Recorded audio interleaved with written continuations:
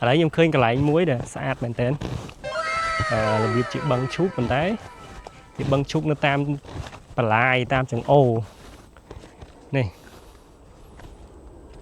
នៅខាងក្រោយវត្តស្អាងភ្នំយើងហ្នឹងក្បែរពលានយន្តហោះ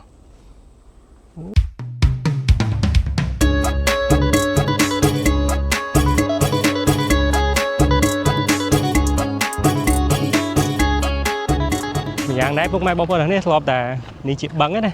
ឥឡូវនេះយើងអាចមកអង្គុយលេងលំហែអារម្មណ៍បានទៀតបាទជាពិសេសនោះក្បែរនឹងពលានយន្តហោះដែលចូលថ្មីយើងអាចមើលពីចង្ងាយទៅបានហើយឃើញយន្តហោះហោះទៅមកចុះឡើងរហូតអញ្ចឹងវាជាទស្សនវិជ្ជាមួយដែលយើងកម្របានឃើញដែរហើយជាបរិយាកាសមួយដែលយើងអាចមកអង្គុយលេងបានជាពិសេសមានកន្លែងដែលដីវាលហើយយើងមានទេសភាពស្អាតអាចអង្គុយលេងបាន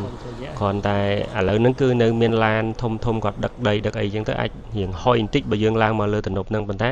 យើងអាចជិះខាងផ្លូវខាងក្រោមឬក៏យើងទៅដីវាលស្រែខាងក្រោមហ្នឹងអត់ជាបញ្ហាទេអត់ហុយដល់ទេព្រោះមានខ្យល់វាបក់ទៅផុតអស់ទេឥ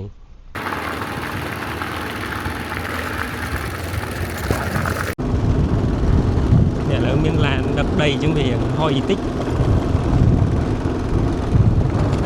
ហុយមកទំហឹងឥឡូ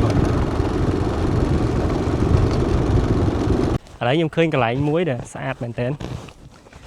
របៀបជាបឹងឈូកប៉ុន្តែជាបឹងឈូកនៅតាមបន្លាយតាមចង្អូនេះនៅខាងក្រោយវត្តស្អាងភ្នំយើងហ្នឹងក្បែរពលានយន្តហោះល្អមែនតើមើលពីលើចាំមើលខ្ញុំថតពីលើឲ្យមើល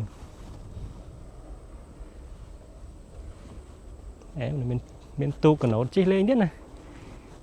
បើជួបម្ចាស់គេប្រហែលអាចសុំគេជិះបានសុំគេឲ្យគេជូនជិះបាន